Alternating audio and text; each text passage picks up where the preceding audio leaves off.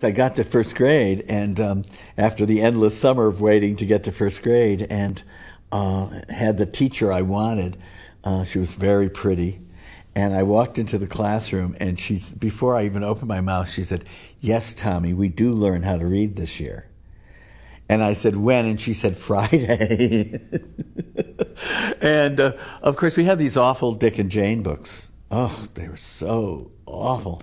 And when I opened it up and saw the book, it was like, this isn't what I had in mind. And she had one of those pointers, and she pointed on the big book that was on the easel, just like our small books, those dreaded words: see Dick run, run, run, run, run Dick run, see Dick run. And I said to myself, nobody talks this way, not in my family anyway.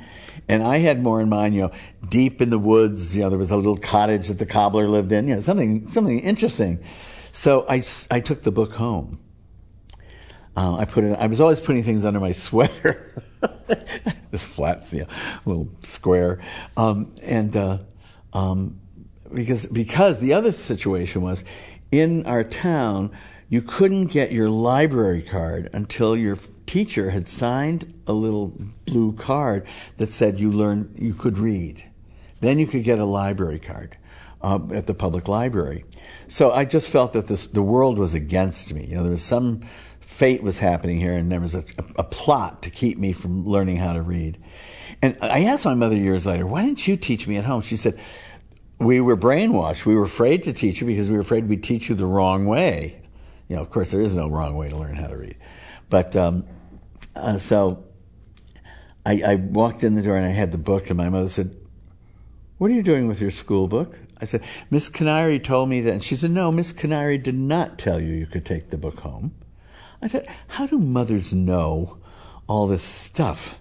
And she said, "You stole the book." But I had the book all weekend. So I went around to my brother, my father, my grandfather, my beloved grandfather, my grandmother, and even my mother. And I said, "What's this word? What's this word?" And they tell me the word, and I look at it, and I said, "Okay." And by Sunday night, I had learned all the words in that first book. It's no great feat. There were only about 17 words, so it wasn't any great feat. Miss Canary was at the desk, and she said, "Oh, good morning, Thomas," or Tommy. I think she called me. Yeah, somebody else called me. The second grade teacher called me Thomas. "Good morning, Tommy." And I said, I stole my book, and all I could think of was the Shirley Temple movies I had seen, so I squeezed a few tears out and got a little emotional. I stole my book. And she said, "Oh, yes, oh." That was a very bad thing to do. I said, "But I've learned how to read." And she said, "You have?" I said, "Yes, sit down." And I read the entire book to her.